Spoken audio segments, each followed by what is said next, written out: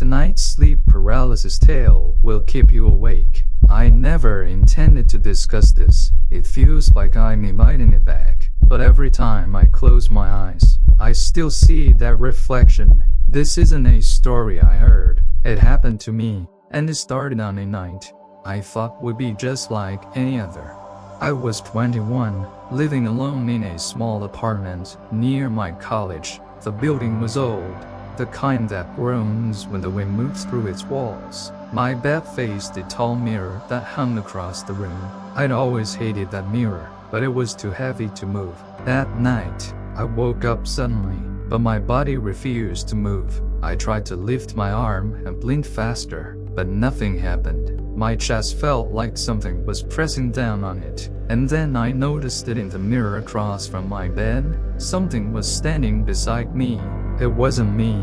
It was darker than the shadows, tall and featureless, watching me through the reflection. My breath caught in my throat. I could hear a faint sound, slow, raspy breathing, not from the reflection, but right next to my ear. And a whisper, a low, crackling whisper that said my name. The figure in the mirror tilted its head, as if it heard me struggling. I wanted to scream, but the sound was trapped inside me. When I finally managed to move, the reflection was gone, but something about the mirror felt wrong, like something behind. It was still awake and waiting. Over the next few days, I avoided the mirror. I slept with the lights on, but even then, when I passed by, I catch glimpses of movement like my reflection lagged. Once, I swear I saw it smile before I did.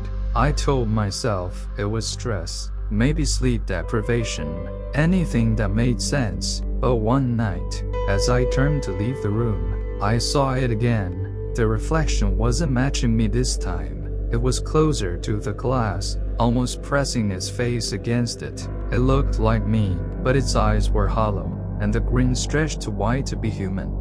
I dragged the mirror down and pushed it against the wall. I thought that would stop it, but the next night, the paralysis returned. I woke up on the couch, completely frowning. The room felt colder, heavier, like the air itself was sinking onto me.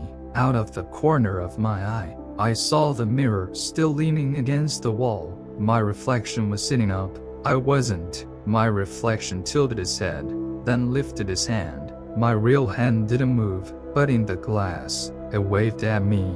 My throat locked as I tried to scream, and the surface of the mirror rippled like water disturbed by the wind. Something was moving out of it. A black, glossy leg stepped through, followed by a shape that shouldn't have existed.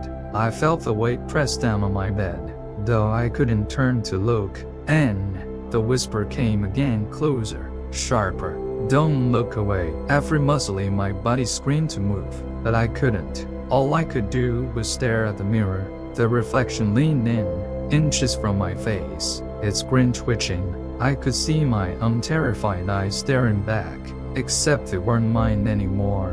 When I finally woke, the mirror was cracked. 3 long fractures splashed across it like claw marks. I didn't pack properly. I left the apartment and never went back. But sometimes, even now, I still wake up paralyzed. And even in total darkness, I can see that same shape standing where the mirror used to be. They say sleep paralysis isn't real, that it's just the mind caught between dreaming and waking.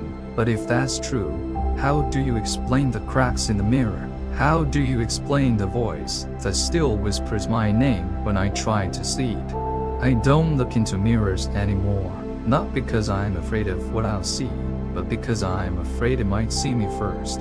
If you ever wake up and can move, and there's a mirror near your bed, don't look at it, because sometimes the reflection is not yours. If this story kept you awake, don't forget to subscribe, like, and share, because the next one might be your nightmare.